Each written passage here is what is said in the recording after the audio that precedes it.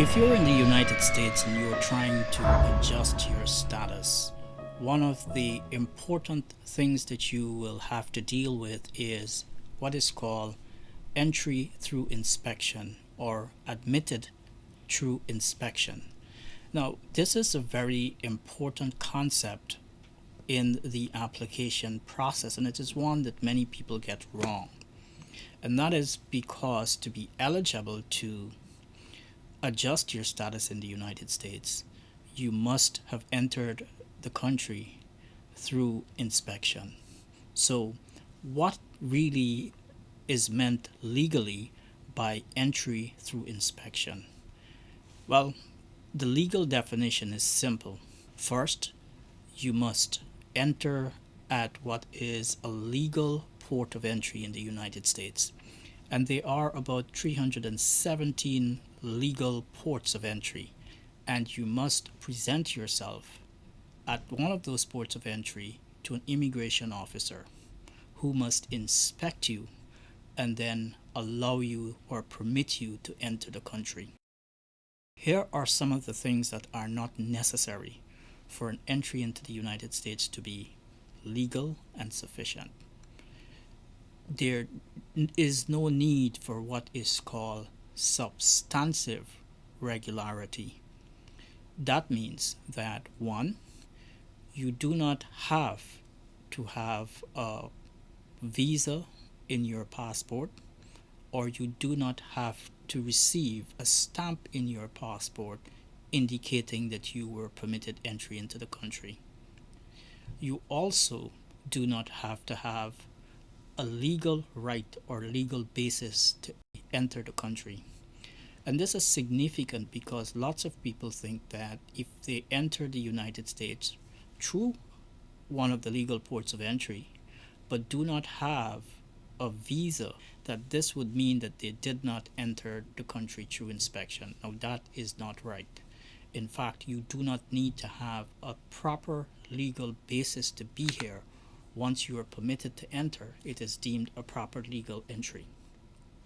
You also do not have to provide any document to the immigration officer that is inspecting you, or to answer any questions if none is asked of you. Now, you must be clear here.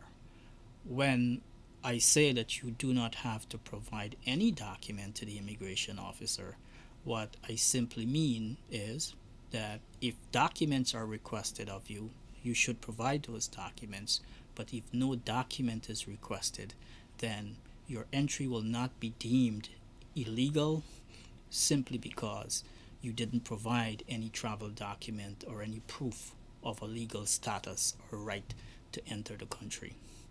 So, really, when you're looking at whether or not you entered through inspection, what you're looking at are three things: entry through a legal port of entry, being inspected by an immigration officer at that port of entry, and then being allowed to enter the country by that immigration officer.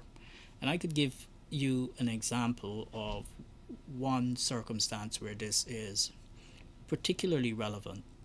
Very often, people may drive across the border from one country to another, often from Canada through the border, and enter the United States at the port of entry. You might be sitting in a vehicle with other members in that party crossing the border into the United States. At that port of entry, an immigration officer may speak with the driver, and this often happens, and may wave that vehicle into the country.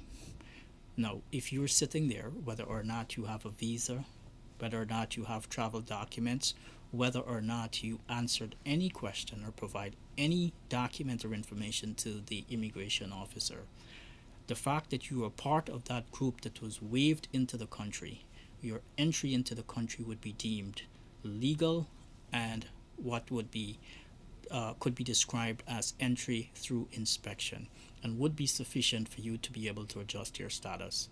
Now, here is the technical part of it, and the reason why you really would need to consult an attorney if you are in this kind of situation. The burden will be upon you to prove that you satisfy the three important prongs of entry through inspection, and that is that you came through a port of entry, a legal port of entry, was inspected and permitted in. In the absence of document, the question becomes, how do you prove that? Well, that is where attorneys like myself come in. There are significant precedents and methods by which that whole evidence could be reconstructed to prove that you entered the country legally and properly, even though you don't have documents or a stamp in your passport that is evidence that you did enter. Now, I also mentioned that you don't need a stamp in your passport or any entry document. Those documentary evidence are usually significant because they prove beyond doubt that you entered the country through inspection, and they are evidence of your entry through inspection and through a normal legal port of entry.